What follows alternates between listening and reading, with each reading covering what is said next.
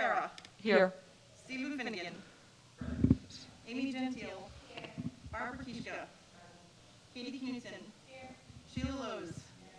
Sean O'Neill. Kristen Savage. Present. Thank you. All rise for the pledge.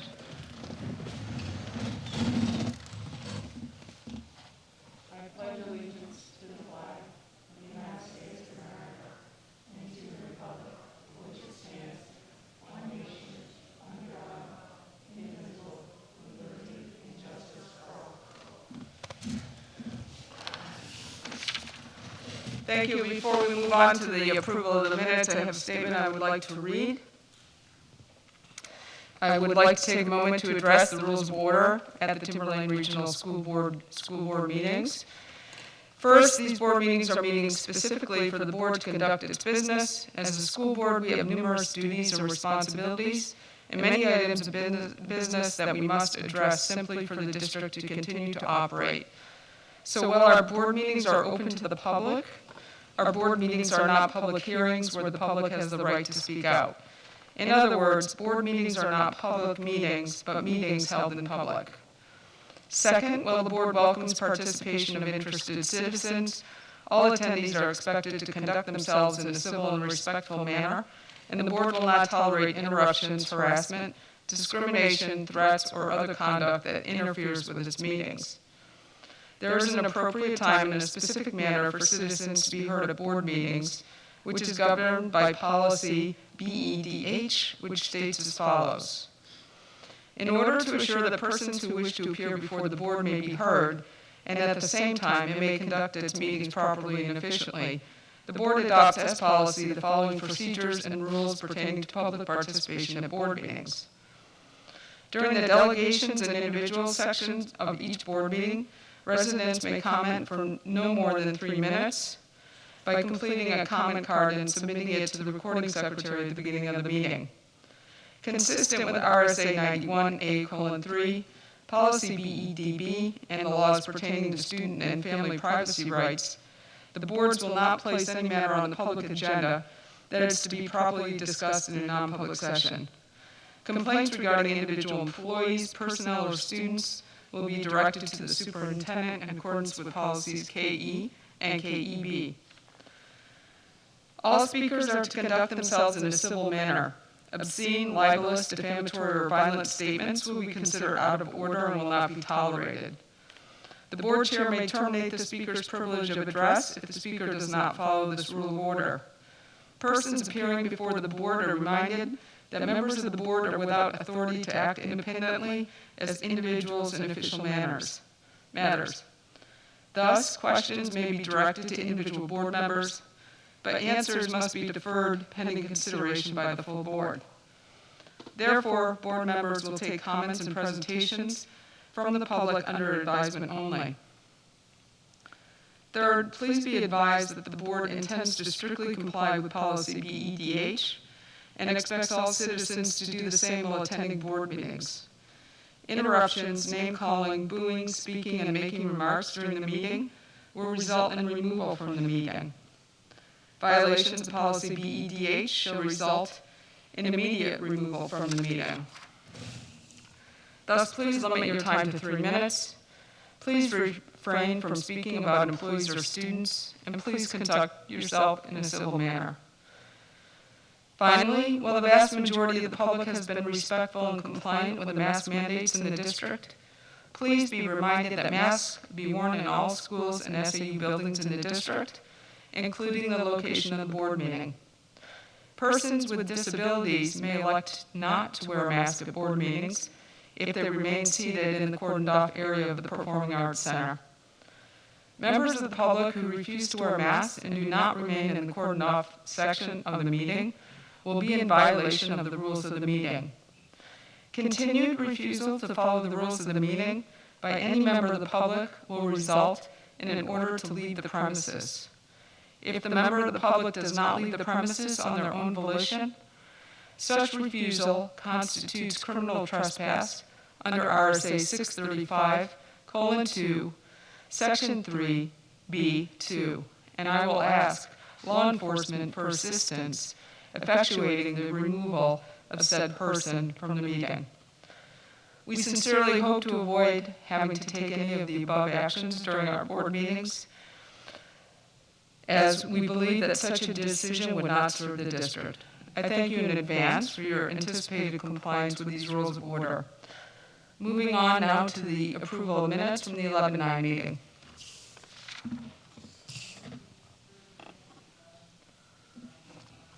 Barbara makes a motion. Steve seconds. Any discussion? All in favor? 6. Opposed? Abstaining? 2. Sorry, 502. Kat.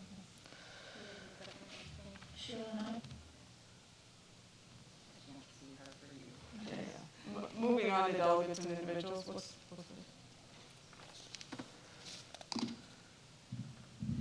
Madam Chair, Yes.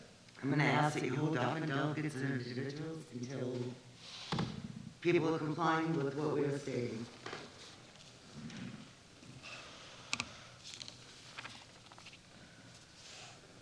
I'm going to ask the people that are not wearing masks move to the cordoned off section area of the Performing Arts Center.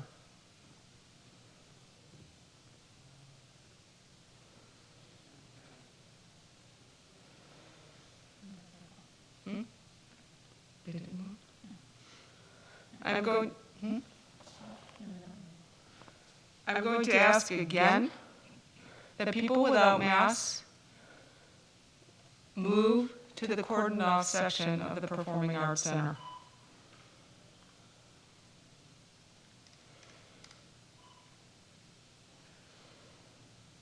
People that are not wearing masks, I'm going to order you to leave the premises if you do not move to the cordoned off area.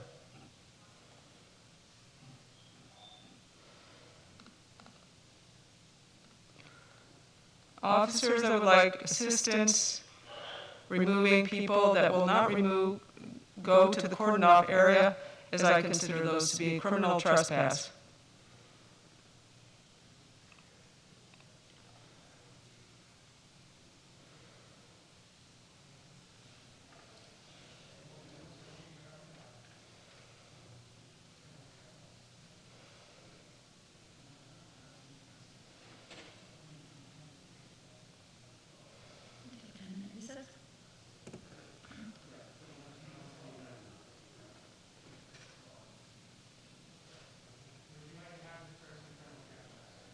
I would like to have that person removed as a criminal trespass.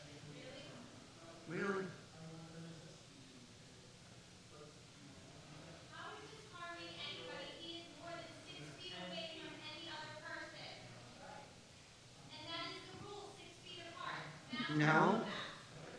In the state of New Hampshire. Can I answer the question,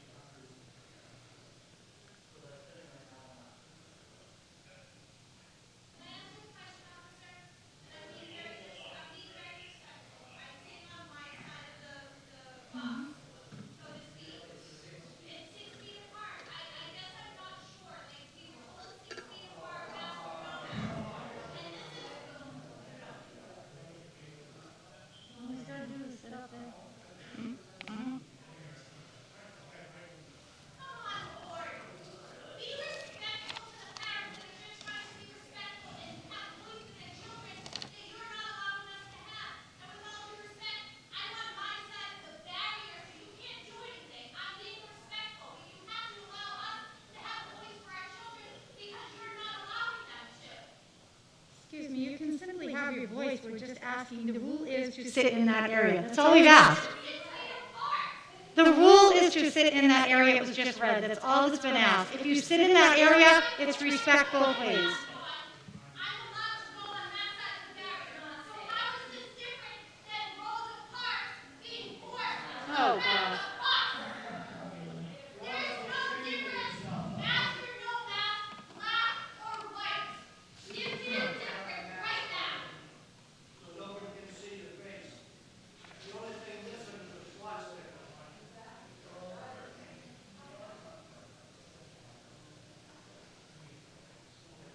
You'll hear about it at the polls, believe me.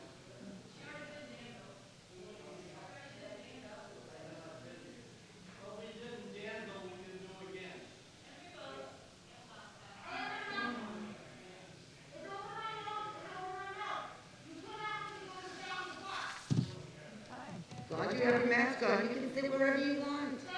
That's the point. It's all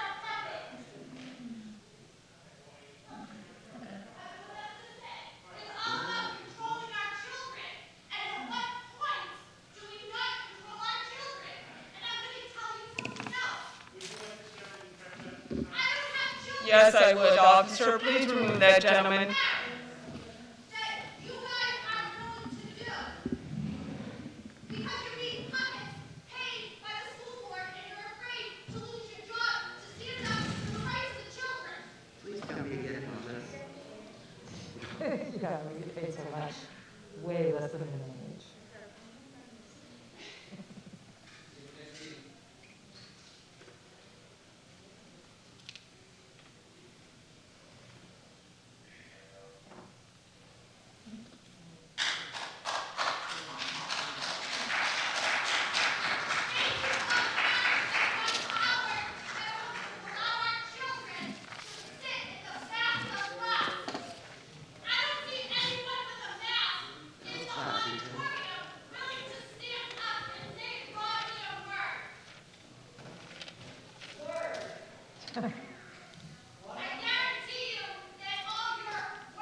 Madam Chair, can we redo the meeting now, please? Excuse me, we're going to resume the meeting. Ma'am, I will ask that you please hold your comments as we move forward into the public meeting.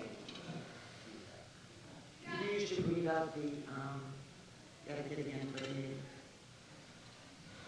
All speakers are to conduct themselves in a civil manner. Obscene, libelous, defamatory, or violent statements will be considered out of order and will not be tolerated. Excuse me. The first delegate is Kathleen Friel.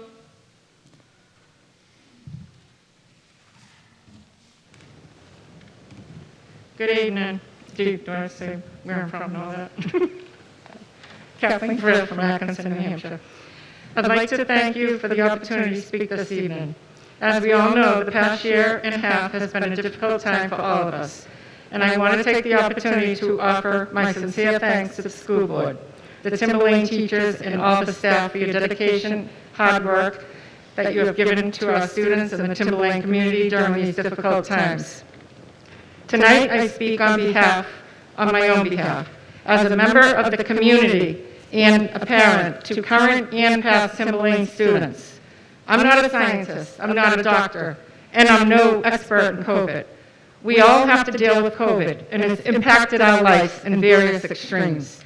It was not planned or anticipated, and it has changed our world.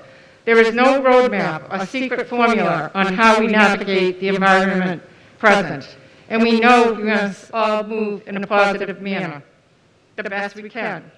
I believe the board has performed in a commendable way during these difficult times, making hard decisions, and they feel that they are in the best interest of our students and the community.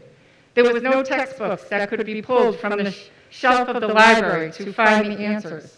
The mask mandate issue has been completely overwhelming and all-consuming on a global, national, and local level. I don't believe the school board mask mandate was put in place as an effort to control our students, but it has been voted in place as a best practice effort to protect our children. Whether or not you believe in the value of wearing a mask, how can you fault the school board, or any school board for that matter, for standing behind a mandate that they believe is in the best practice to protect our children and our community? I watch the school board meetings, and I am troubled and saddened with the continuous abuse this board has endured over the issue. The constant ridicule, insults, and disrespect incurred week to week is simply shameful. The waste of time and resource and the lack of courtesy to allow you to move on with the duties and responsibilities as a board is unacceptable. When can the discussions refocus on education? In closing, I want you to all know that you do have supporters in the community that appreciate your work and efforts. We may not agree with you all decisions, but respect that you believe that you are acting in the best interest of our students and our community. Thank you for your dedication and service to our students and community. Thank you.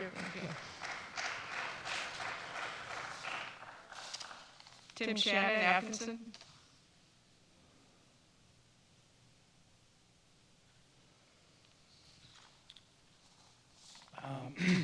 My family and I just moved up here. About 7 months ago, we moved from Massachusetts, where, trust me, a lot of you people belong, because there's slime balls like you down there all the time. You would fit in so well. And the main reason why I moved here is because the masking and the fear that the schools in Tewksbury imposed on my child has had a little bit of a mental effect on him. And you don't care about that, because if you did, you'd listen to us. And nothing is more middle and down the road than just parent choice. I just want the choice to have my kid not wear a mask. He doesn't have to wear a mask anywhere else but in the school. It makes no sense. Karate class, no mask, nothing. But for some reason, you all think a paper mask works. It says right on the box, it does not protect COVID. Every mask that is sold, because they have liability. Because if you all got COVID, you'd sue them. I mean, it makes no sense. So 2 weeks before the school year started, the principal at Atkinson Academy told my son that masks were going to be optional. So as a 6-year-old, he was pretty pumped because he hates wearing them. But, that obviously changed. But it disgusts me, and it disgusts me to see, like, from an outsider, like, I've been to other school board meetings, you guys disgust me. The fact that you had people arrested tonight is also disgusting, and, like, you're going to get publicly shamed. Watch out in the supermarkets, your restaurants, wherever you go. People will know what crappy people you are. If there's an ear to listen, I'll tell them. These parents will tell them. You will be shamed. It's disgusting. And may God bless you, because you're going to need it. Cheryl Kelly from Plastow. Kelly from Plastow. I've been part of the community since 1972. I grew up here and I raised my children here. And back in August, you told us as parents that you were going to take a few weeks and evaluate. I don't understand the whole matrix thing. I don't get it. We're now almost 3 months. And I figured I would show some statistics as to where we're at right now. Timberlane community, 4 towns. There's a total of 110 cases. Population, 26,000 people. So that means 0.4% of our community, our school's community, has COVID. 99.6% of our community does not have COVID. Rockingham County, 0.6%. 99.4% of our county does not have COVID. New Hampshire State, 0.5%. 99.5% of our state does not have COVID. In the article today, these are all numbers from today. These were updated today. They said that it's the most active cases since December 27th. 0.5% is the highest we've been. Stating stuff like that just promotes fear. I wanted to look at the community around us. Sanborn School District has been unmasked, though they are tomorrow ending. They had a 2-week mask mandate because of a cluster. That ends tomorrow. But even with those numbers, they're at 0.5%. 99.5% of Sanborn's community does not have COVID. Exeter community, SAU 16, 0.3%. 99.7% of their community does not have COVID. Salem, masks only in the hallways, 0.2%. 99.8% of the Salem community does not have COVID. Pelham community, masks are optional. SAU number 28, their community, 0.4%. 99.6% of their community does not have COVID. And if you'll see, there's no difference. Nobody even gets to 1%. There's no difference between masked, unmasked, optional, partial, being in the hallways. If your goal is for us to be 100% COVID-free, that's not going to happen. We've had the flu shot for 80 years. We still have the flu. According to the Department of Health and Human Services website, to be a flu epidemic, it needs to be over 7.4%. We're not even at 0.5%. We need to either follow the science, or we follow the science, or we're going to follow the statistics. If we're not doing that, the only thing I can assume is somewhere along here there's an agenda. And I'd like to know the reason why at 0.5% of our community, our kids still do not have the option to not wear a mask. Thank you.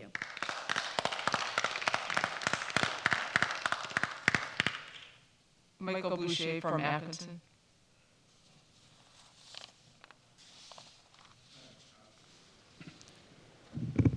Hello? I actually didn't have anything written or prepared today because I actually didn't plan to speak today, but also I don't want to be talking about the mask issue forever if you haven't figured it out within 2 years and within 3 months of this current school year.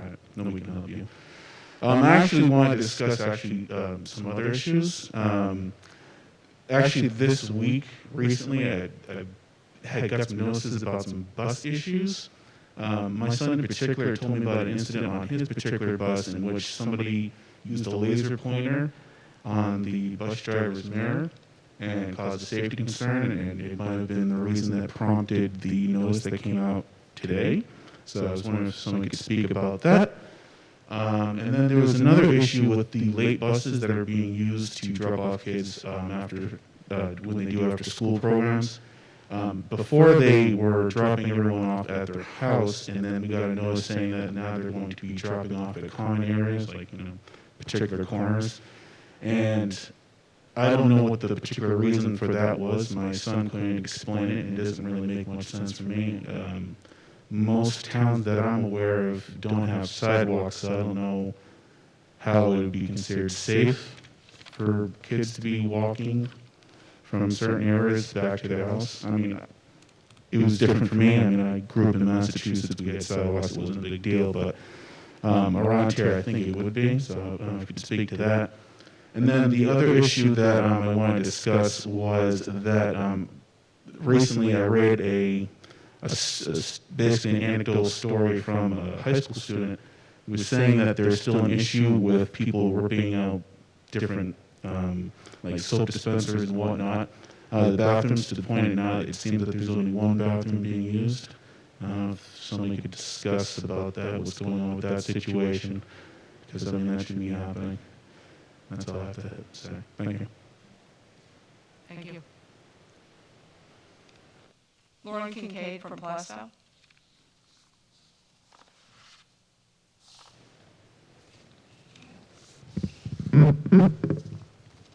Hi.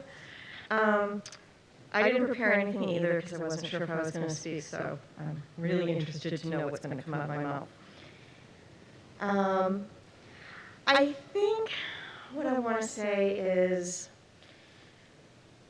and even though it's hard, well, first of all, I know what I want to say, is thank you so much. I am a supporter of public school and all of you and your dedication and every minute you put into this thankless volunteer position. And then the other thing I want to say is, even though a bunch of us don't agree with each other in this district and in this room, I still believe we have more in common than we don't. And I don't think that that can be stated enough. And we all care about our kids. We all are angry. We all feel some sense of loss of control. We all want to be living meaningful lives. We all want to see our children or the children we know grow up to be responsible adults. We all spend way too much time on our electronic devices. We probably all binge watch Netflix or Amazon Prime. And that really could count for something. I really believe that if something really went down in this town, we would all be there to help out each other, regardless of who you voted for or what you think about masks or any of this. So let's try to remember why we're actually here and who we actually are. And we can agree to disagree, but we need to do that respectfully, so that we can hear each other and try to come from a place of understanding. Okay, I think that's all I have to say. Thank you. Mark Sherwood from Stand Up.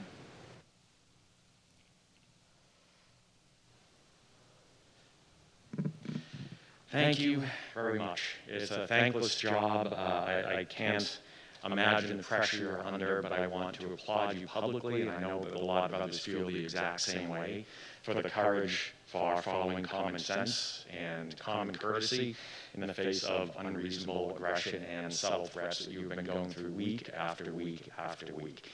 A lot of people are intimidated to stand up to some of the noisier and more vocal people in our community, so I'm here on behalf trying to represent them as well as myself. The questioning of the efficacy of masks, I don't know whether it takes the WHO, the CDC, JAMA, Johns Hopkins, and the American Academy of Pediatrics. They all agree that for the social and emotional and psychological well-being of our children, they should be in school face-to-face with masks on so that we can stay in school, so that we can get back to as normal as possible. If you don't believe those organizations, look at the Lancet, who did a meta-analysis of 172 studies that all lined up and said masks are effective. They're not bulletproof, but neither are airbags or condoms. Yet, we should still use them, right? We're following common sense going back to the 1600s during the plagues in Europe. The physicians at the time wore masks. They didn't understand why this helped them from preventing getting sick. They didn't understand that it was droplets. They didn't have that technology. But they knew somehow separation from people who were sick helped keep them healthy. We've asked our kindergartners, even kindergartners know to cover their mouths when they cough or they sneeze, not to protect themselves because they already have a cold, they already have the virus then, but to protect their classmates. And yes, we're asking them to do something that may not be natural, but is for the good of the community. And unlike colds, our asymptomatic children don't necessarily know that they're carrying it and passing it to their classmates who perhaps live with grandparents or other adults that are much more susceptible to this. I just came from Wentworth Douglas Hospital today, where 8 of their 12 ICU beds are intubated COVID patients. No, they're not students in Timberlane, but this is our community. Today, New Hampshire had the highest hospitalization rate since January. Hospitalization, we're not talking sniffles, people in the hospital because they are afraid they are going to die. Let's do what we can. And it's bothered me over the past couple weeks, the patriotic tenor of some of those who are against wearing masks. Because patriots, in my mind, are those who are willing to sacrifice something of themselves for the common good. They're willing to put themselves out there for the common good, not just for themselves, to protect others and to protect their community. And one could argue, one of our founding fathers, perhaps the greatest patriot, I'll finish up. Thank you. I'm not asking for the courage of George Washington, but the common sense and common courtesy of a kindergartner. Thank you. Thank you. Okay, that's it for delegates and individuals. Excuse me, Chris, did you have is there a student here that, no? They're not able to make it tonight? Okay. I would like to move into a non-public session for the board under 91A:3, paragraph 2, section L.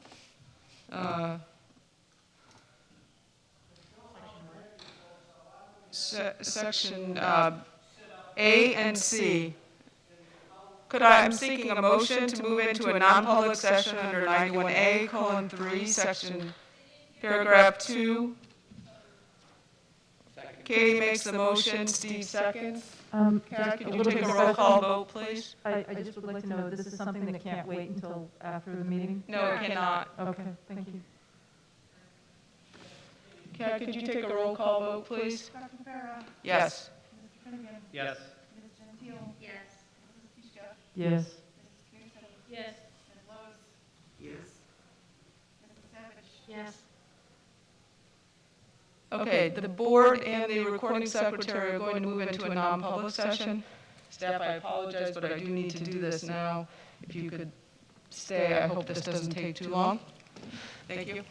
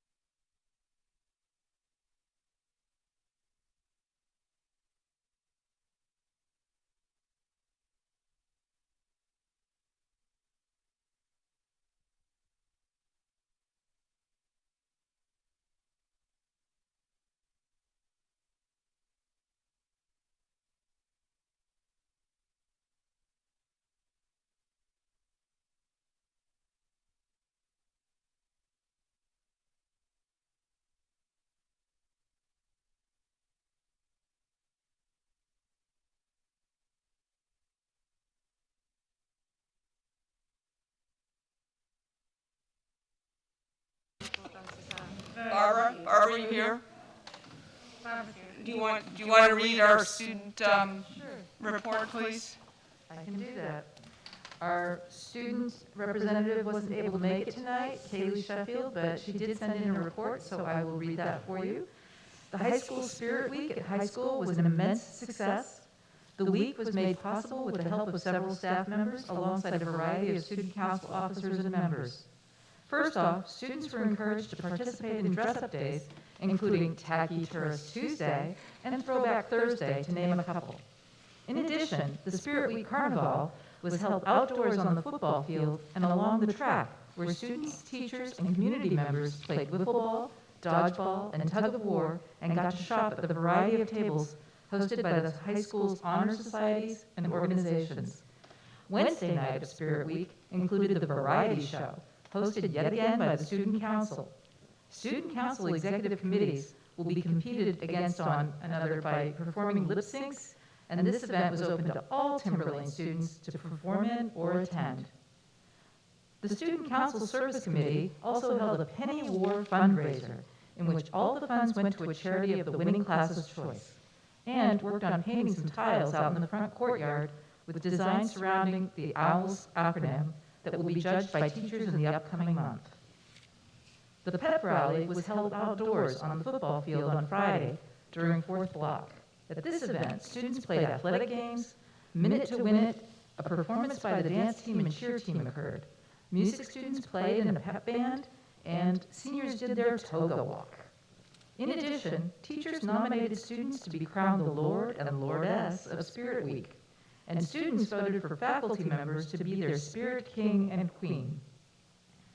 High school administration would also like to highlight that we are now into quarter 2.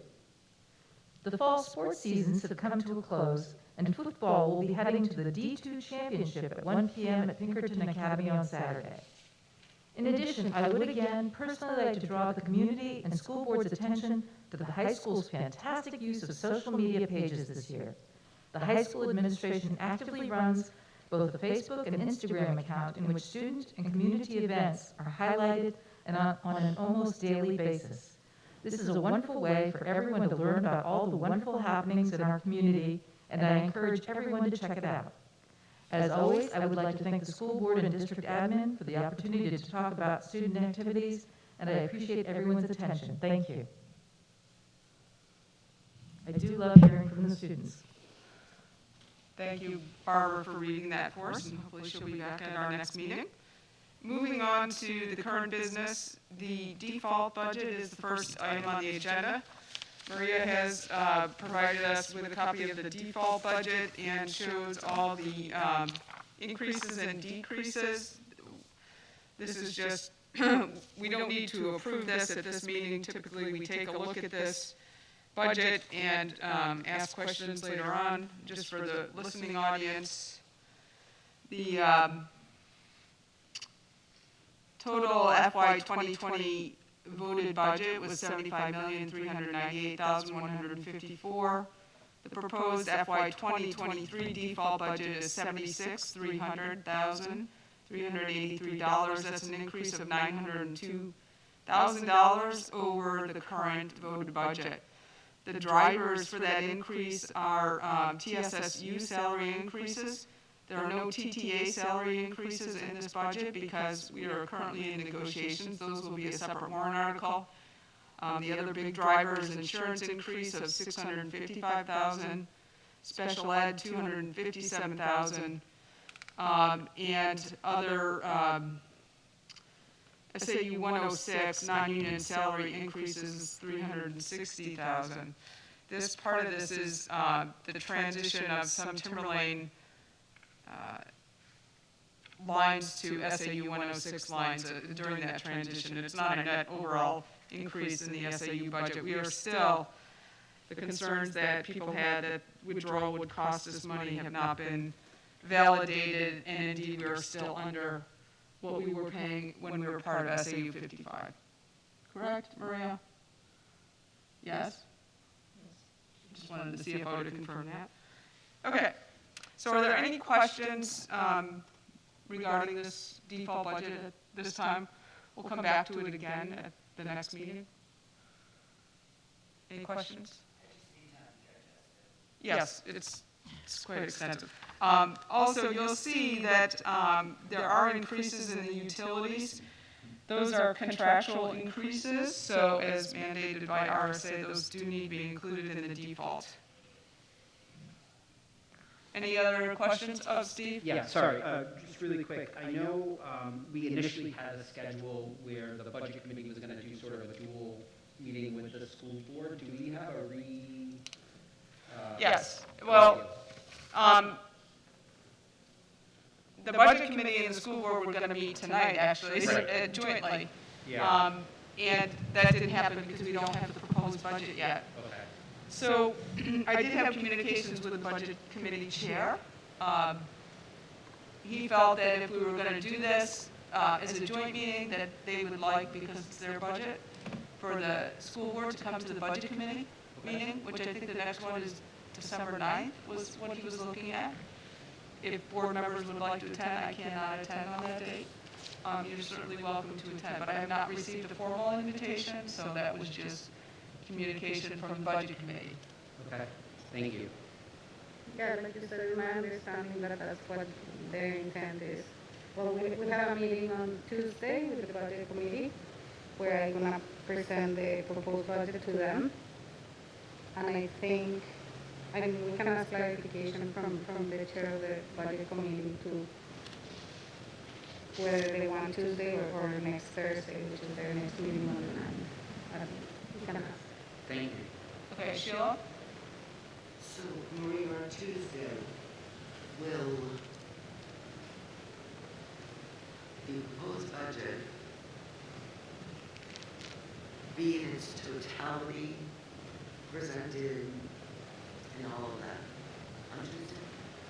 Hopefully, well, yeah, what we have so far for the presentation, the people that, whatever each So school everybody and is department's going to give request. their, okay. Yeah, we just And finished. personnel has been put in, and insurance has been put, all these things have been put in. So now they're gonna be looking at the overall budget to see what they can do with it. Yes.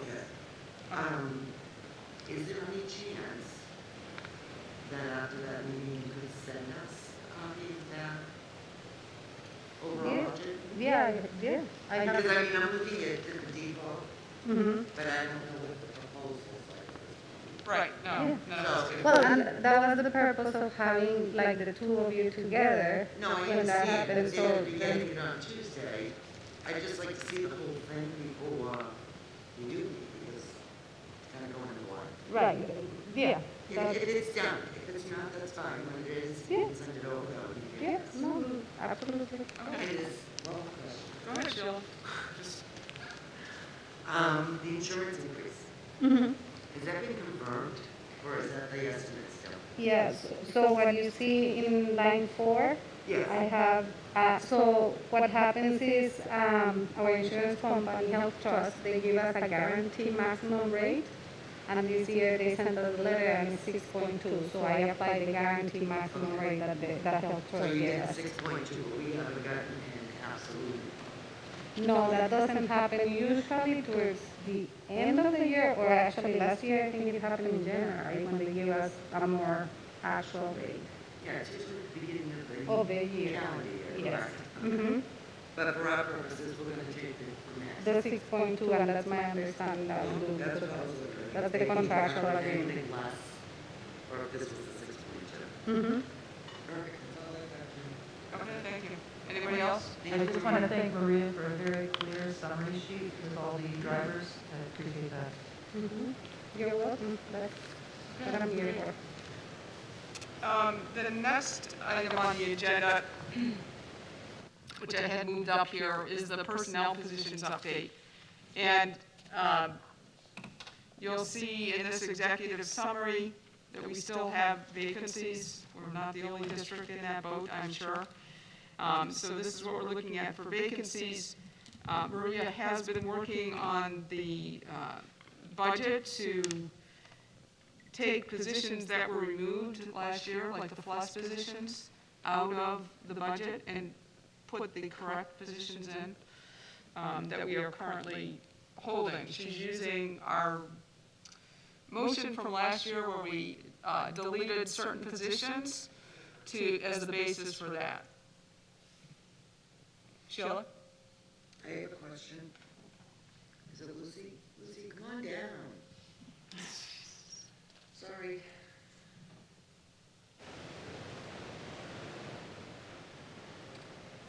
It's elementary school. Yeah, go ahead. Go ahead. What's the question? Sorry. The question is, The question's an elementary thing, that's why I'm going to you. Reading this executive summary, second page, it says that next year, they do not anticipate a need for the position that's in Dunlop for the 22-23 year. However, we would like instead of that, an elementary math instructional coaching position. Great. Is that district-wide? Is that just Sandown? So currently, we have 5 ELA instructional coaches who are district-wide, and we would like to consider small chunk of that with one person who would be district-wide between the 5 buildings. But it allows for consistent PD to be delivered at a grade level and someone to sort of pull that together and then to work in classrooms helping the teachers with instruction in their workshop model. So it's a district-wide person. Position. Yes, at the elementary level. But it's coming out of Sandown North. Well, the reason that we put that into that summary is that because the position was added to 5th grade, obviously those 5th graders are moving to the middle school, and therefore the school wouldn't need that position for that class like Atkinson's would. And because that then would be an open and vacant position, we're looking to repurpose that position because Sandown currently, based on their numbers, does not need the additional classroom teacher. We would repurpose that open and vacant rather than ask for something to be added. We got enrollments, correct? Yeah, that's later on. Well, I realize it, but it Okay. does have to do with this. Okay, sure, because go ahead. If we're looking later on down the road and we have high enrollment numbers in North, they could potentially need that position back. So, are we gonna add a brand new position, or are we going to repurpose this position and then have to add another position later on? It's a very good question, and I don't know what you have for enrollment numbers. I think it's total enrollment. Yeah. What I did was I went through 1 through 4. Those students, as they transition up to the next grade, looked at where they currently are, how many teachers they currently have, and what the new capacity sizes are as they move up. And all of those grades are, I'll say, well under, in the sense that they're 5, 6, 8 kids under capacity. We don't typically see that many move-ins as we move up in the grade level. So it's assumed based on what they have right now that there would not be a need for additional teachers in that building. But I do have a first grade class with 72 kids in it. Is my point. Well, the 4th grade in Sandown is 66. I'm not so much worried about that one as I am the 72. Because right now, I have 75 in 5th grade, only 6. Mhm. So that could potentially rise with the building going on in Sandown. And I'm just trying to weigh my options here of whether we may need it. It's Sandown.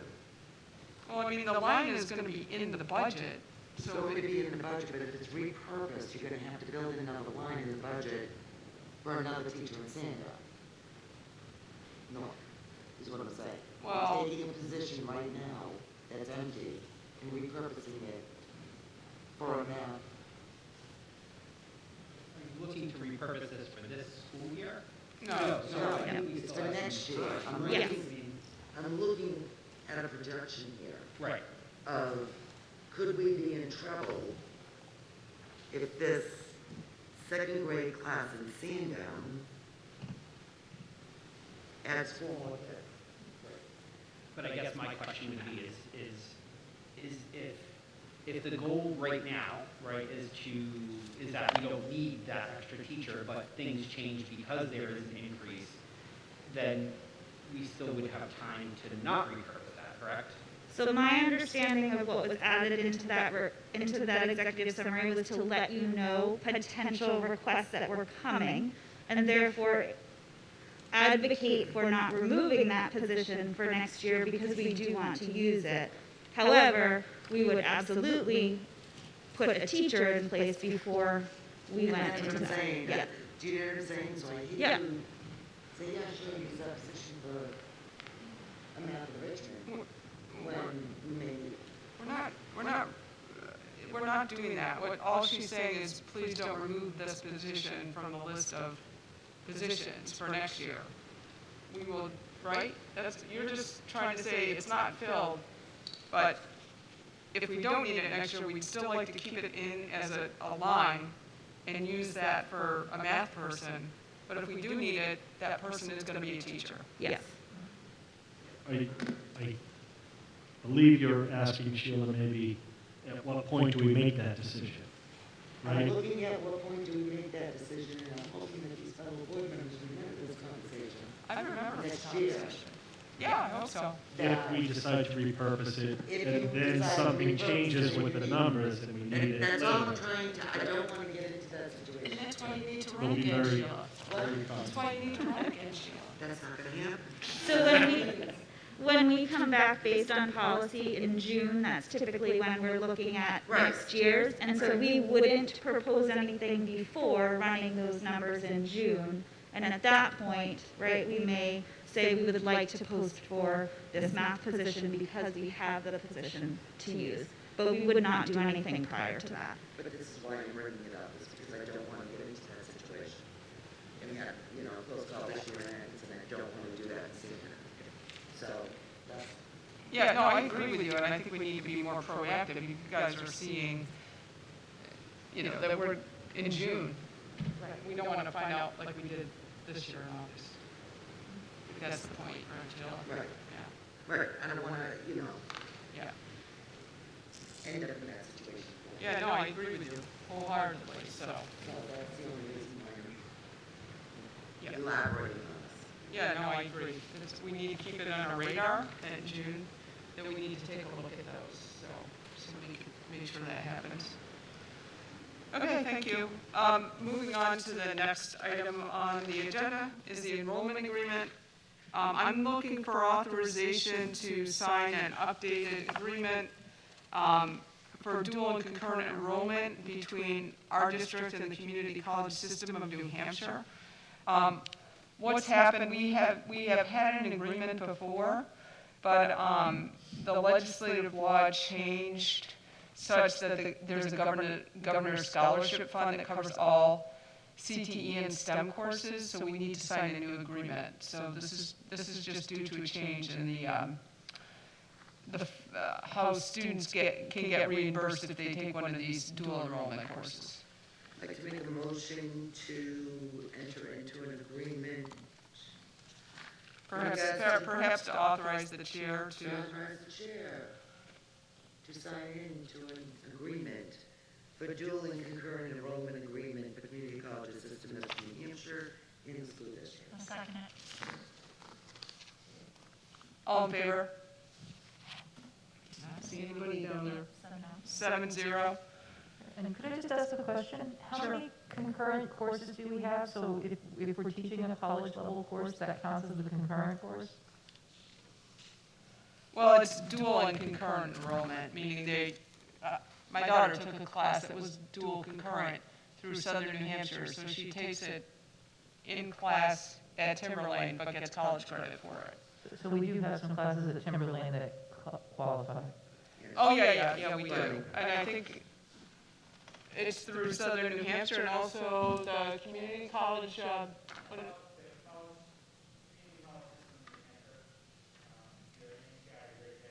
oh, yeah. Yeah.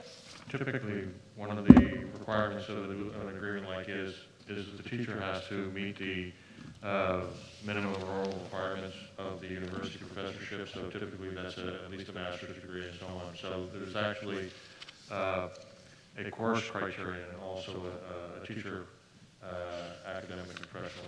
But we can have students at Timberlane getting college credits, which is really great. And it's sounds like there's a funding source, so a kid can take up to 2 courses a year and get college credit, and it's somehow paid for? Right, I think, and Mr. Pedersen, maybe you can correct me if I'm wrong, but I think this governor's scholarship, before you had to pay $100 or $125 a course, right? Is this just making it free? Yeah, so in typically with, depending upon the different university or the college, it's a different cost amount depending also which course it is. But with this, if it does meet the criteria, kids can get, I think it's only open to juniors and seniors. There are some STEM courses, and again, it's not like a carte blanche that it's across the board. It's certain courses where they can get reimbursed for paying that. You know, the cost of the course could be anywhere from $150 to $200, which, as for a single course, when you're getting 3 college credits, is certainly a lot cheaper than, you know, paying for those college credits when you're in college. But through that Governor Sununu's program, you can get reimbursed for that money. Well, I hope a lot of parents find out about this, and students, of course. It sounds like a really great opportunity. Thank you. Moving on, the next item is the enrollment update, which we talked a little bit about. We have the 2020 school year where we had grand total of 3272, and now we are this year at 3288. I guess, and I wish I had asked for 2019. I don't know if anybody knows. Did we see a drop in 2020 because people pulled out because of COVID, or do you not? Did we see that now they're coming back? Is that why we're going up? Because, yeah. Oh, you don't need to do it. It was just more, if somebody could send me that, I'm just kind of interested to see what 2019 was. I'm just wondering if the increase is due to people coming back after being remote. Any other questions on the enrollment? Okay, moving on. I'll turn this over to, I guess, who's our curriculum person? Amy, for the curriculum. And Sandy Allaire, if you want to come up, there are any questions. Yeah, so we have health course proposal for our first read. It is studies in women's health and wellness. It is what I believe is a new course being offered, focused in women's health. Is it? Okay, so you're looking for approval of the addition of a new course in women's health and wellness to the program of studies? Is that what we need to do? Correct. Yes?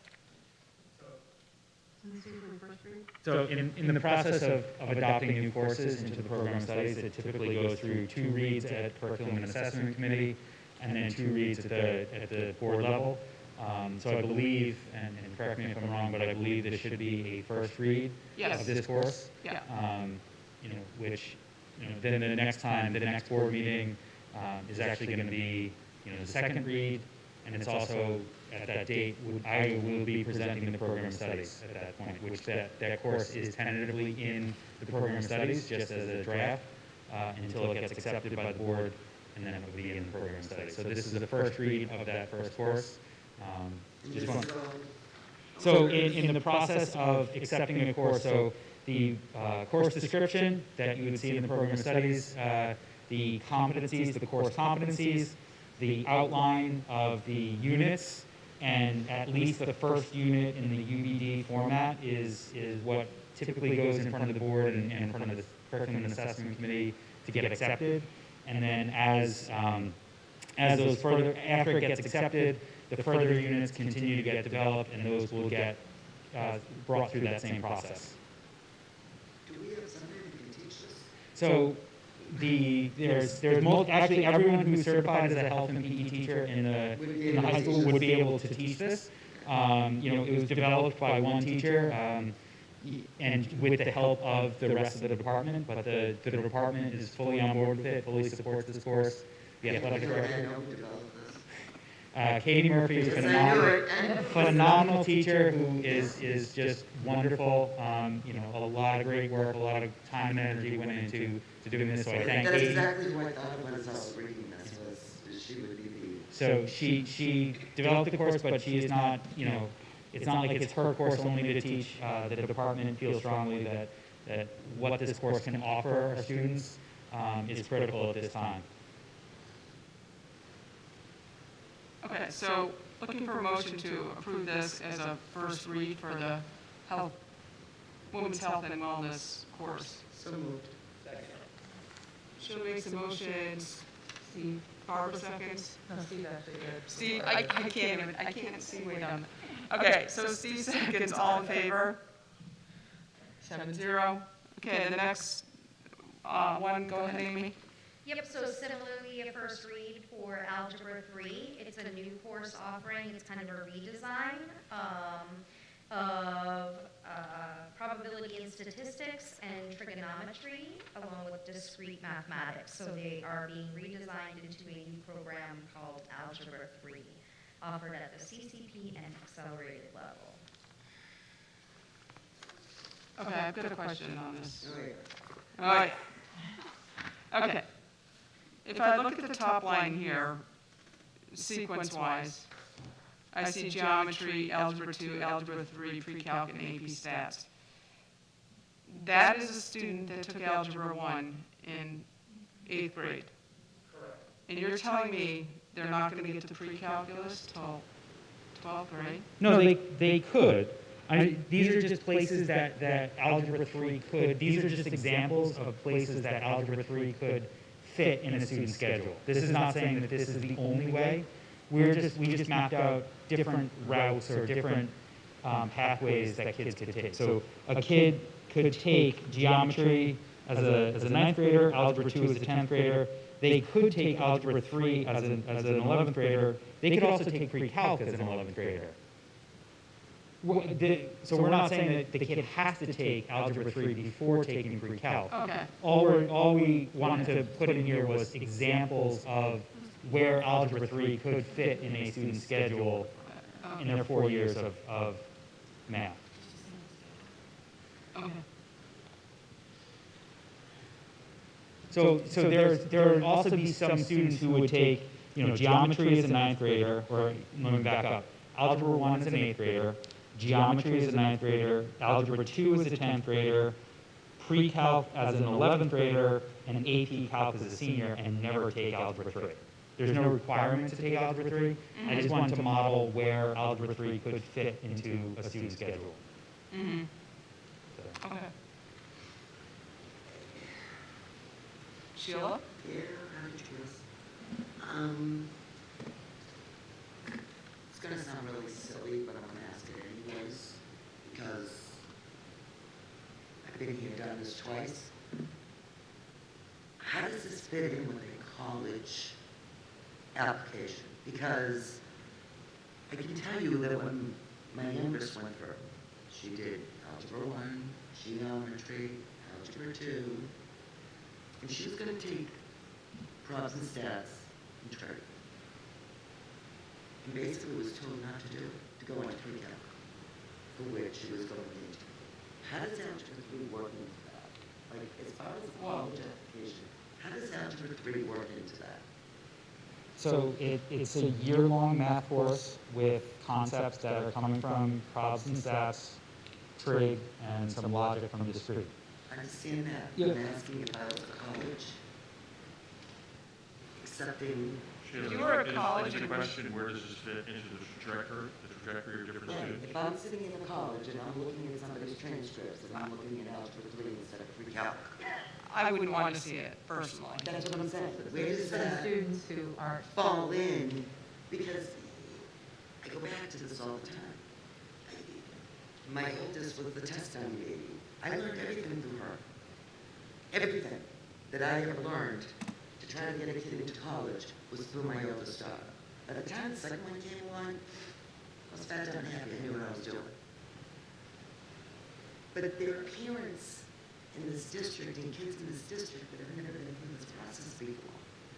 So I don't know. So, Do you understand what I'm I saying? understand exactly what you're saying. My concern in putting Algebra 3 in as a course is that you're going to have students taking Algebra 3 that may want to go to college. And when the college admission looks at those students, they're going to go, what? Were they not able to do algebra in the 2 years that most people do it in and then take pre-cal? I mean, really, that's what college is going to see. That's my concern. I'm not opposed to the algebra spread for 3 years for students that are really struggling, but I'm concerned you're going to have students take it and not take pre-cal. I understand that, and I think one of the biggest pieces of this is the nomenclature of Algebra 3. It's not an extension necessarily of like Algebra 2 that's going to take longer. You know, my initial reaction is I think the same as some of yours, is where I almost wanted a different name. And we discussed that extensively. One of the names that we discussed was fourth-year math. You know, and some of the names that were discussed, we actually went to the counseling, to the school counseling office, and you know, we were suggested about other course names, and some like applied math that then has a certain other designation, and that might not get NCAA certification if we use the term applied math. You know, the name is sort of that piece that some people are struggling with. We looked at other schools. We know another school is using the same sort of name, or the same name in the same basic math. Like the maths that are involved are trigonometry, statistics, logic.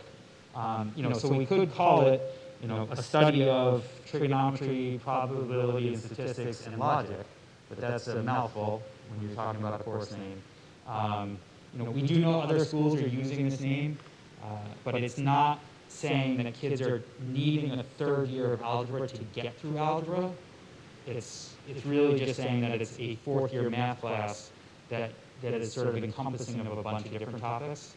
And I mean, so the recommendation might be that the content of the course is solid, because it really is trigonometry, probability, and statistics, and some logic from discrete wrapped up into one single year-long course, rather than a half-year course of trigonometry and a half-year course of probability and statistics.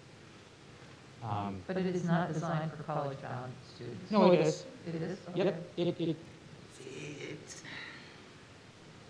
I mean, because I guess there's a range of... I'm having a problem with the name. And I'm old school, you know.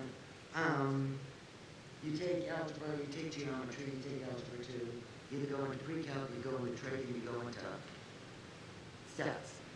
Those are the things you do. And I'm going to go back to, do we still have algebra A and B? Algebra 1, A and B? No. So do you remember? We had that for a while. Yes, we used to do algebra 1 in 2 years. Right. We no longer do algebra 1 in 2 years. For some students, we do now offer algebra 2 part 1 and algebra 2 part 2. So there are some students who it takes them 2 years to get through algebra 2 curriculum. It's just that, to me, I think it just is not going to look good for these kids. So it just doesn't look. So I guess, Sheila, can I ask a clarifying question? May I? Yeah, go ahead. So is it the content that you're worried about, or is it the name? Because I think that's good feedback to then bring back to the math To be department. honest, it's both. Okay. For me, because you're all encompassing a lot of stuff into one thing. The other two, I feel, are more focused. The half-year classes are focused on just those things. Yeah, I just don't have warm and fuzzies on it. I'm sorry. I just don't have. And I really wish somebody would go to a college person that's taking these applications and saying, what do you want to see these kids come in with? What do you want to see? Do you want us to be, getting them ready for pre-calc and calc? Do you want us to be getting them ready for, what we're trying to help our students achieve that goal, if that's what their goal is. Can I just jump on that? I mean, I completely get where you're coming from, just going through the whole college process. Right. But I just think every student and every path and every school is so different right now. And I really do, I think that, honestly, I'm not worried about the course, because I think there's some kids that this course is probably perfect for going down that route. It's a matter of, at this point, then, like you said, you have active parents. You were, I was, we watched what was needed, we watched that program of studies. Some parents won't. And that's the fear, is the kids that are gonna fall through the crack by not having that. But then that's really gonna be up to our guidance department to pull those people in and those kids in to say, what is it you're trying to do? What colleges, and to have those kids actively looking at what are those colleges and what are they gonna require? Because I'm gonna tell you, there's some schools that I don't think they care if you took subtraction and addition, and you could get into them. I mean, just looking through them. You know, it's just gonna depend on what that child is going for and what they're studying. But I put that on our guidance department to do that. Oh, I agree, but I also think that coming from 8th grade going into freshman year is when you get the ball of wax. Here you go, we're gonna pick classes, this is what we're gonna do. And it kind of falls off after that. You get your, you know, you really do, you get your, and God love that little worksheet that you guys did, because literally that was my world. You need this, this, and this. But unless you're active as a parent, like you said, I walked in freshman year with Casey, looked at our guidance counselor, who was Heather Roy, by the way, at the time, and said, you're gonna become my very best friend. Because I had no clue. And I didn't know what those next steps were. So I think it falls off after you go from 8th grade to. But what about adding into the program of studies a caveat under this, and possibly with all of mathematics, to say, before choosing your math classes, you know, your junior and senior year, you really should be meeting with your guidance counselor to discuss, you know, your path and where you're going, to put that out there. I think, so as Mark referenced, we'll be presenting program of studies for our first read. You talked about the worksheet. At the front of the program of studies, probably about 5 years ago, we put in guidance for different pathways and different course sequences, different recommendations based on those pathways and students and their individual preferences, their strengths, their focus areas. And so some of that information would be in there. So there's a section of that page that you'll see at the next meeting that highlights for students who are looking to apply to highly competitive four-year universities, colleges. These would be recommended courses. For students who might be looking to go into, you know, you name it, a different pathway, there might be other recommendations. And to your point, it requires conversation and things like that. But that information is in the program of studies already, and we can certainly link it to the math section and, you know, have some additional information there. Go ahead, Katie. You stated that there's other schools that are already doing what you guys are proposing, is that right? Correct. Okay, how has that worked with them with their students? As far as getting into other, like getting into schools, or, And how many kids are doing? I don't have any information about, you know, those students getting into other schools with that particular course. You know, it was a survey done by, you know, talking to other teachers in other districts that we know, looking through other program studies. You know, Exeter is one that we know that specifically has Algebra 3. You know, and Exeter is a comparative school. So. How do the kids do in those programs, though? I'm not talking about getting into college. I'm just saying in the program in general, is it pretty successful? I mean, it's, again, it's a redesign of two courses that we already have. You know, so, you know, I don't have any data on how those kids did in Algebra 3, in particular at Exeter. You know, we know that we have kids who have success in trigonometry and probability and statistics here at Timberland. You know, we suspect that those kids would do just fine in this course. I mean, one of the pieces of this is it helps with the scheduling of the kids and the teachers to streamline it with having one course rather than two half-year courses. And so assuming that you're taking the big main ideas from Promise Test, infantry, and teaching that instead of all the fluff that it gets from that half semester, right? Again, it's the streamlined approach to making sure that we're teaching, those competencies and really getting to the heart of those mathematics. Right, so you're taking all the glove out and just teaching really what needs to be done. Okay, thank you. Go ahead, Dr. Cochran. Mr. Peterson, is this an additional course that will distribute students over more courses, or is this, you talked about being a combination of courses, is this a matter of 2 courses are going away to create space, 3 courses are going away to create space? We're proposing 3 courses. So I'm assuming this is going to be a relatively robust algebra level course for students who may or may not be university bound, but should also increase our average class size? It should. I mean, again, it's the focus. It's not a given, but that would be one of the benefits. Yeah, I mean, the plan would be to, by the addition of this course, is actually eliminate 3 courses. And so again, streamline the scheduling and the scheduling of the students and the teachers and make it, sort of, I don't want to say easier, but again, sort of a more systematic approach to doing it. So yes, there might be an increase of course load, but it's gonna balance out and make it, like I said, easier to do. Okay, so I want to ask my question first. I might make my comment first. I don't like the name Algebra 3 at all. I'm just not, don't like the name. I really would almost rather have a year-long probability and statistics course because everything right now is so data-driven. And I know at the college level, all students end up taking stats and probability.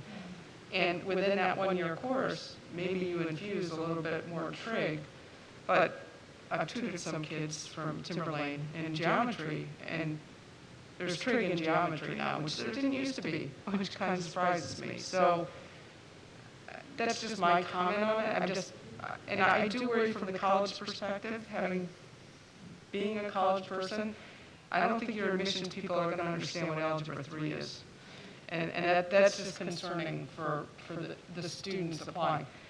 Frankly, I think I'd reach out to your sending, the colleges you send to is predominantly SNU and UNH and NECO and see what their thoughts are.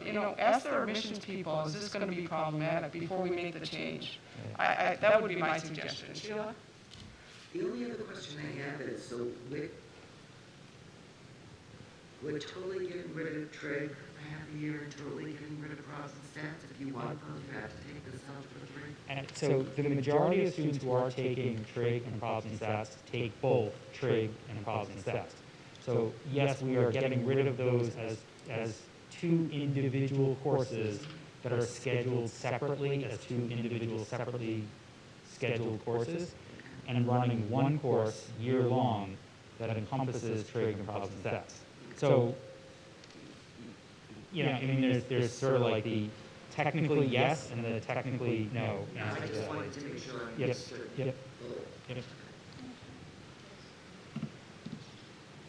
Okay. So I think we should accept this as a first read, but you understand that we have some concerns before you come back again? I'm seeking a motion to accept this as a first read. Second. I think Steve beat you to it. Oh, Barbara, did you have a question or is that? No, I was trying to second. Okay, we're trying to second it. Too fast. Steve was too fast. All in favor? Thank you. Okay, moving on to the special ed update. There's an executive summary in here. I think we have some questions on that. Oh, sorry, still moving on to. I don't know if we have anybody from special ed here. Yeah, I can answer questions, but also Kelly Brooks, Director of Special Education. I don't think we met you before. Oh.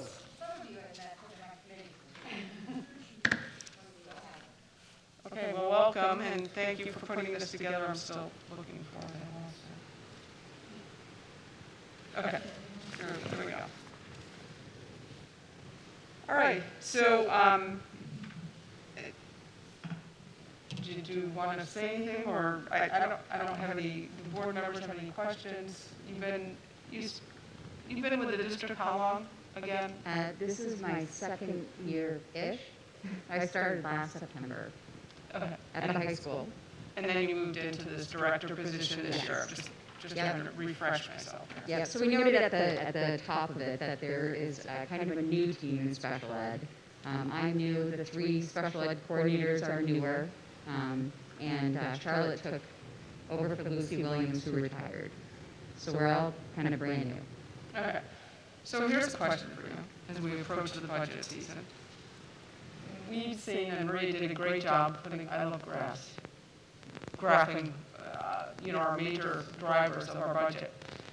SPED has been driving up by nearly $1 million a year. Do you anticipate that continuing, or is there something that we can do to try to get that cost in line so we don't see such huge increases every year? Yeah, so we're doing a lot of analysis right now to actually find out what is driving it. One of our goals is to look at programs because that is what's happening. Our tuition is extraordinary, and we'd like to have kids stay with us as much as possible. Some of our out-of-district placements have gone up $25,000, $30,000. That's an awful lot of money to be going up, so we want to look at that. My job has been to really analyze our budget and to see where we're spending our money. So we're kind of ripping that apart right now. But we are looking at services, we are looking at everything under the sun to be able to make sure we're not going up. We're identifying what we need. Okay, great. Analysis is always good. Other questions, Sheila? Comment. Welcome. Thank you. But I will say this, that I have spoken to, when I've taken tools, to our school administrators, and they actually are feeling supported. So I thank you, because it's been a long time coming, that they felt supported in the special ed. So I just want to let you know that I've got nothing but high praise because they do this. Great, thank you. Any other questions? Okay, thank you very much. If I may, I just wanted to say, Kelly, like so many of the other folks that I've met here, are administrators, works day and night. She puts in a tremendous amount of effort. She's very thoughtful, considerate, intelligent, and respectful, considering all aspects that go into providing special education. She's doing an outstanding job, and I'm very grateful that she's here with us. Thank you. Thank you. Thank you. Okay, next on the agenda is the policies. Who's, Steve, or you? Yep. You're up. So we have 3 policies for first read for the board. Those policies are as follows. Policy code BG, which is the board policy process. Policy BHC, which is the board employee communications. And then policy GCCBC, which is the Family and Medical Leave Act. So I guess we're just looking for a motion for the first read. I think it's similar to curriculum, right? We have 2 reads before they are enacted.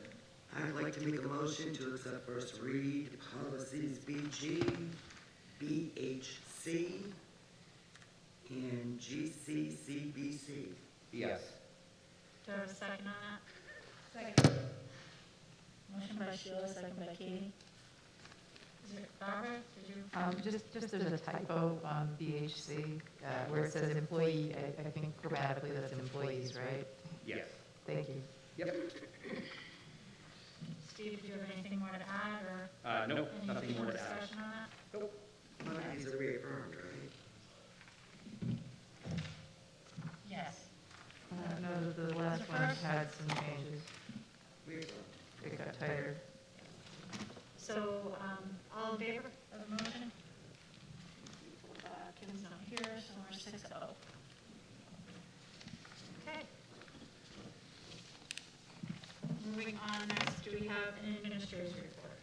Yes, there's been conversation since the start of the year with Principal Baccareza, Sandy Allaire, Mr. Peterson, and I about our programming, and from my perspective, I think we do actually a very good job with what I would refer to as the top 30 to 40% of our students. We have a lot of students who achieve at very high levels. I think one of the areas that we need to focus on is those students who are actually not university bound, but who may be like my brother-in-law who just built a $1.4 million house, but he never attended college.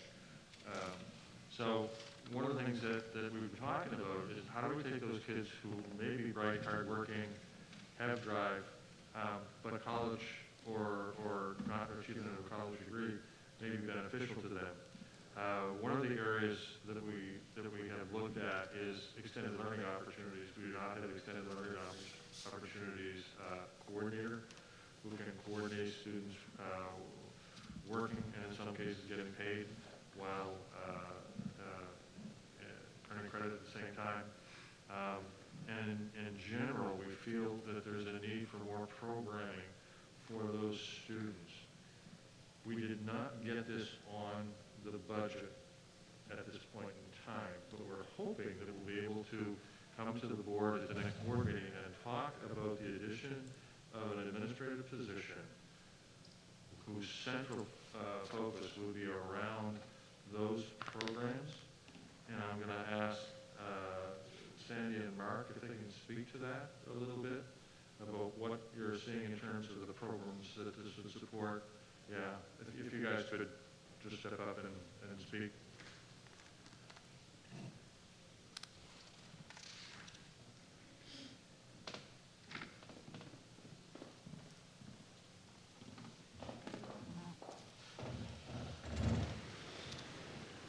So I believe the plan would be to come to the board at the next board meeting with a more formalized presentation.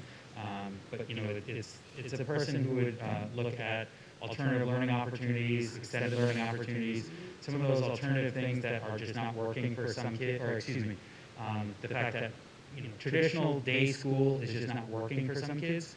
And there is an expansion of these possibilities and supports and different programs to support these kids.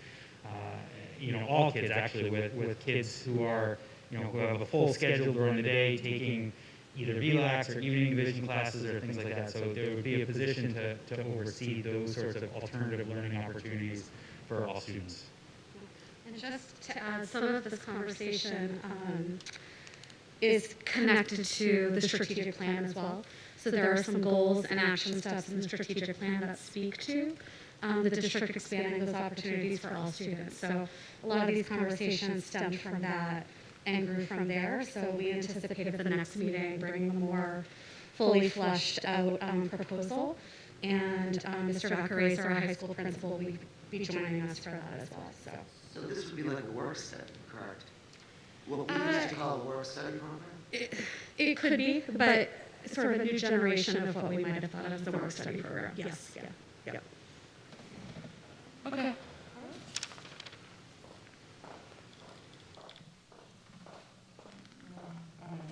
Yeah, anything else on the administrator's report, or is that? Nope, that's it.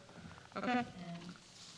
And, Do we have a personnel report or not? I didn't see anything. Nope. No? Anything? No? Okay. Committee reports, Barbara? Yeah, for the Energy Committee, EEI gave us a reality check on the amount of repairs and updates we may be able to fund through the performance contract without having to ask the voters for money. That amount will likely be less than 12 million. That should allow us to get through the HVAC systems and get those updated. However, it's not likely going to be enough for other items on the capital improvement plan, like locker rooms, bathrooms, and roofs. EEI is currently doing a thorough energy audit. By next March, they should have a list of suggested improvements, the approximate cost, and the anticipated energy savings for each. I expect that we may propose a warrant article in 2023 that will allow us to get through, to get further along in updating our facilities so they last another 30 years, which is, of course, less expensive than building new schools.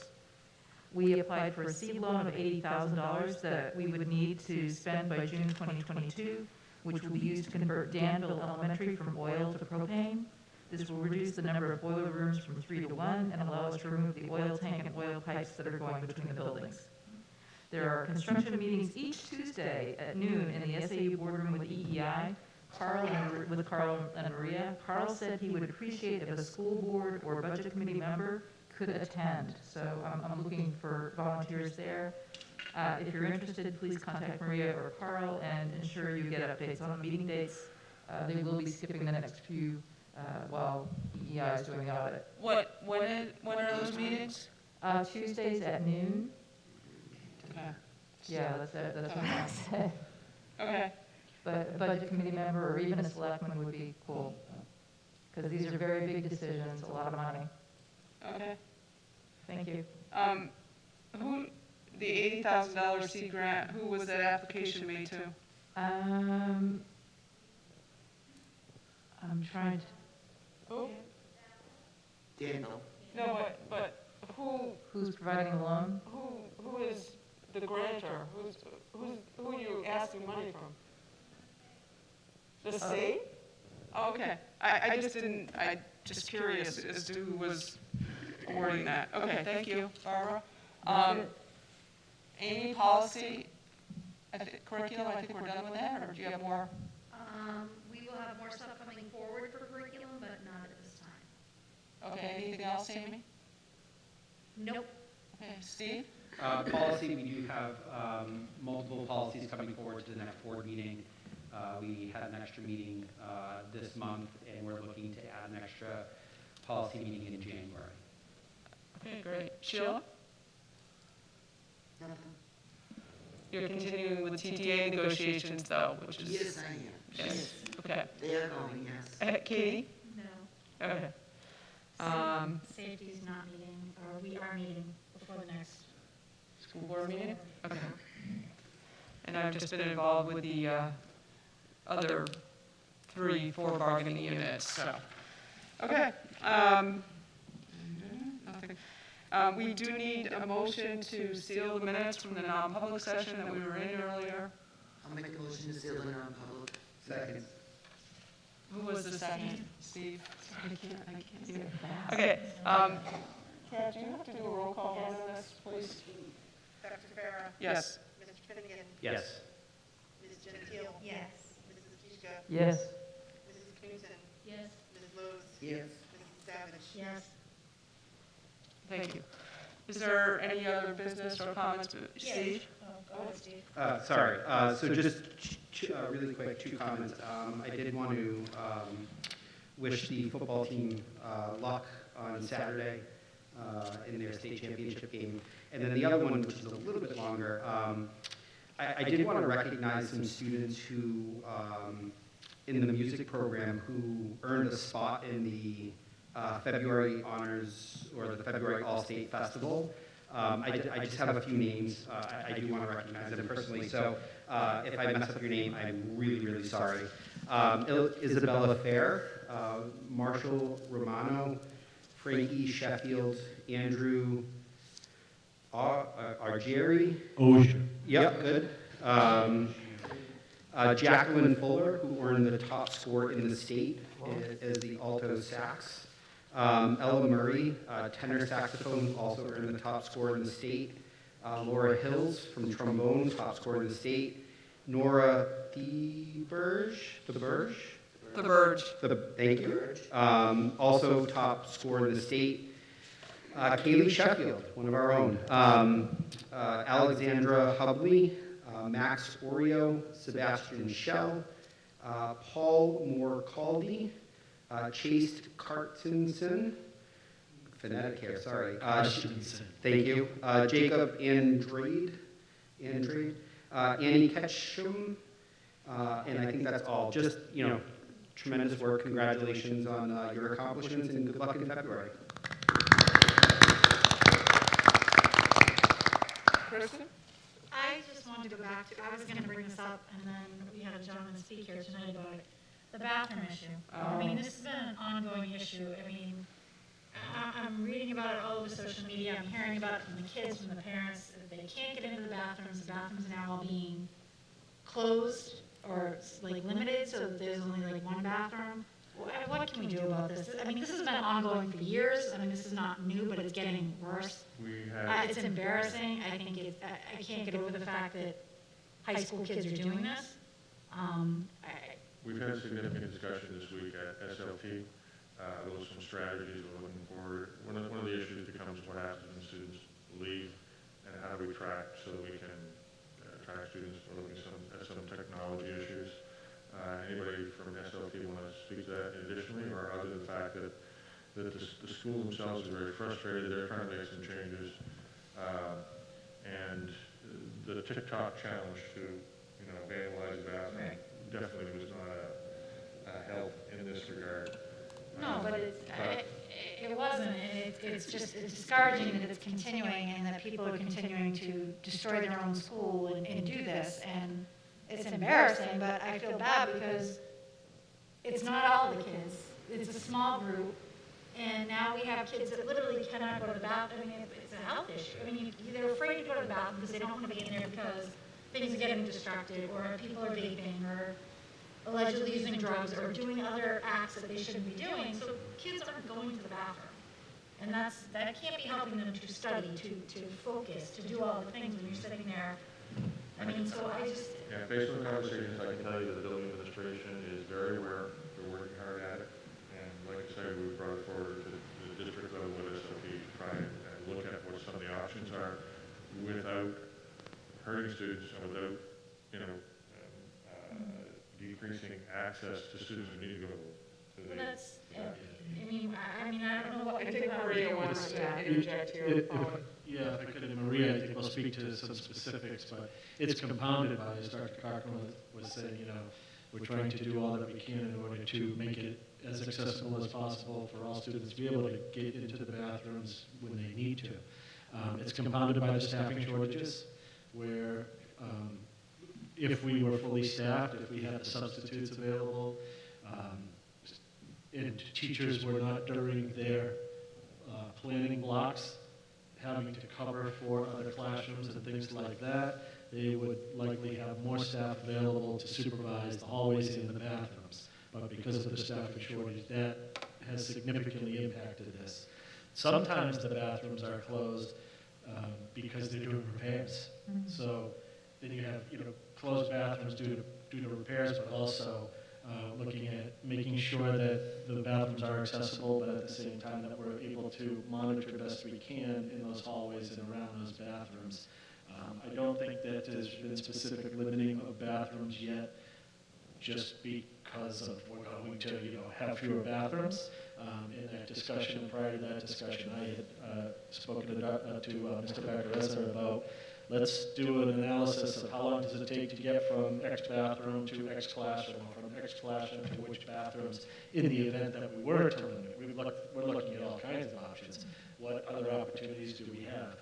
So I'll let Maria speak to looking at the use of maybe some additional technologies that might assist us in monitoring students once they leave a classroom, and at least increase our awareness of trying to narrow down when these things happen, who might we want to speak to about these things happening, and what can we do to, deter and prevent some of these, some of the destructive things that are happening, but also really get kids back into the classrooms if they're outside of the classroom for too long.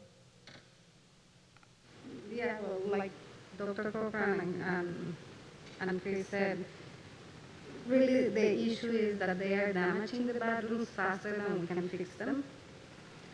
So I please encourage parents to talk to their kids. I mean, kids need to take care of these schools. They are their schools. And I also encourage the students to come forward if they know who is doing this, because they're damaging the bathrooms faster than we can fix them. And that's why we have to close them. We have 2 maintenance guys that have set 9 buildings to take care of, and when something like that happens, they rip sinks out of the wall.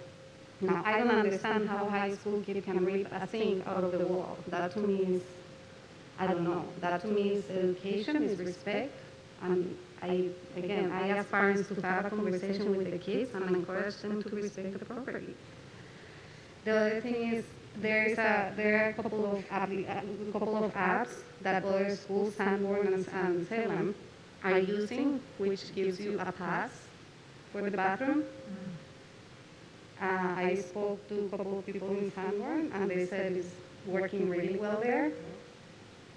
So we just discussed this Wednesday in SLT, so I think that's one option that we're looking at. So you have to request a pass to go to the bathroom, which informs your teacher that you have the pass, and we have a log of who is in the bathroom at what times. So maybe that will help us also narrow down who is destroying the bathrooms. So we're looking to options, but Sheila? Do we have cameras in the hallways? we do have in the hallways, but not in the bathrooms. Cameras in the hallways, Well, if you, watching kids going. so if you had cameras in the hallway and then you know, and you have passes, you might be able to figure it out. But that's what I'm saying. If you know, my first question is, if we had cameras. Because if you had, The cameras, what I understand is it's mostly girls' bathrooms, am I correct? It's both. So if we could have, see, my thought process is this. I love the pass idea, but if we have cameras in the hallways, and we had these bathrooms, say at 10 o'clock in the morning, 11 or 10:30, right? You wait for bathrooms at 5, so you know now between 11:30 and 2:10, the damage was done. Do you get what I'm saying? I You understand. have those cameras, but there are a couple of problems. It's great, that's what they're trying to do. The cameras don't cover every area of the hallways, one. Two, it is difficult with some of the angles of the cameras to identify students wearing masks, you know. It's not possible to always identify students based on the angles of the cameras. We would need we would need many more cameras to be able to really capture that, and still it wouldn't be fail-proof with the mask. That's no question. I've watched lots of video footage, and there are some students I can say, oh, I know what that is, and then many others you can't. I think the combination of cameras and potentially maybe an increased number of cameras and something like this pass, from what we've heard so far, it will increase the amount of data we have to say who's out there and when. It will still not get everyone. There are students, as we understand it, it sounds like there may be students that might be in a bathroom and not in a classroom at all during the block that they are supposed to be in the bathroom. That they're in a bathroom or they're somewhere else in the school and maybe going to a bathroom and haven't been accounted for a significant period of time. So we're really looking at all the options that we can do and implement at a reasonable cost, if at all, and increase the amount of information we have as far as where students are, when they are there, when have students been in and out of the bathrooms, which students have been in and out of the bathrooms. Personnel, of course, if we had more people, that wouldn't even do it as well. that we really need to push home though is that if somebody is caught doing these things, they're gonna pay the damages. There has to be They're gonna consequences. be Severe consequences. severe consequences. They will pay the damages. I They think will be talking for vandalism. the reason why I just wanted to bring it up publicly is I realize I know you're all working on this and I know it's a big problem, but I think it should be known that I believe, I'm not speaking for everyone of the board members, but I believe you have the backing of the board to make sure that you do what needs to be done. You know, I mean, if there's something, please bring it to us later, because we want to put an end to this as soon as possible and allow the kids that aren't damaging it to be able to use their facilities in the school the way, the manner that they should, with the respect. So the quicker we can take care of the situation, the better off. And it's a shame we even have to have this conversation. It's an embarrassment. Barbara? Yeah, I have two questions. The passes, are they digital or paper? I mean, what's the system? They are, it's an app, so it's a digital pass that you request in an app. Okay, so there's some sort of control to get into the bathroom.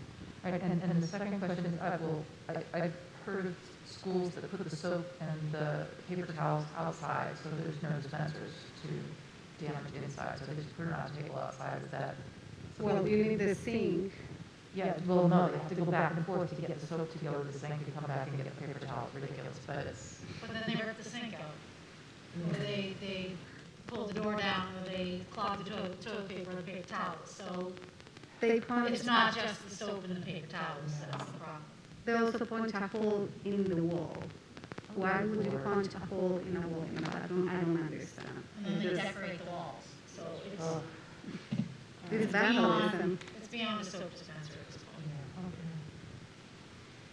Well, I do think that you sometimes have to appeal to the students that are doing the right thing to come forward. And I'm not saying to you, Maria, that's not, but the administrators, you've got to create that sort of culture so that students are watching out for their own buildings. So I don't know how you do I it. believe John is really trying to do that, and the morning messages, and really Yeah, trying to just yeah. get the student body to come around. And Well, I think it's good to have this discussion publicly because maybe parents can talk to students and maybe that will help bring this to light. So it's a shame that we're spending the time and money on these repairs when we have things that really need to be repaired and now we can't get to it. So And even more cameras in the hall. I mean, yeah, I mean we shouldn't need to do that we for shouldn't, all the but- students, for everyone's sake, because then you have to monitor it, and it just, Right. all the kids need to do is show respect. Yeah. Respect goes a long way. Dr. Hopper? Follow the rules. Principals, when we met with them and we were talking about safety issues and this stuff came up, were very, very supportive of the use of cameras and technologies as a significant part of the solution in this case. I think virtually everyone is in agreement that it would be one of the biggest steps, if not the biggest step that we can take. Well, I certainly think the board would support if we need to expend some more money on cameras to shift some money from another line, because this is I'd rather just not spend more money acceptable. on cameras than Exactly, repairs. exactly. And try to get the kids back in the bathrooms, and if that's what we need to do, we need to do it. We're actually also looking, as we speak, Carl is looking for grants. I think Steve is helping us look for grants that can help us with additional cameras. Can we ask TikTok for the money? Yeah. Oh, yeah, please. That would be great. TikTok for the money, okay. And then on the same point, thanks, Marie, the bus, this gentleman spoke to bus drop-offs and the fact that they are now doing a consolidated bus drop-off. I'm not against that in principle, but I understand what he's saying. Some of these places, you don't want to drop. So I know we've had a change in transportation. You don't need to really address it. Are you aware that that's? I was not aware. I did speak to the gentleman while you were all were in non-public. Okay. We'll talk some more tomorrow.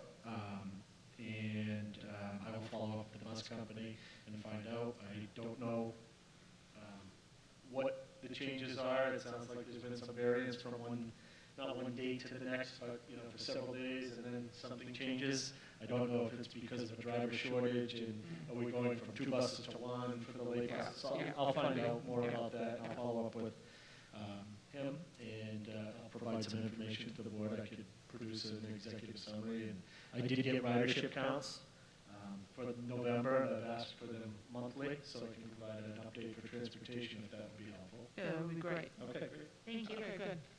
And then one other thing, I think that next meeting, we haven't looked at action plans for the various schools.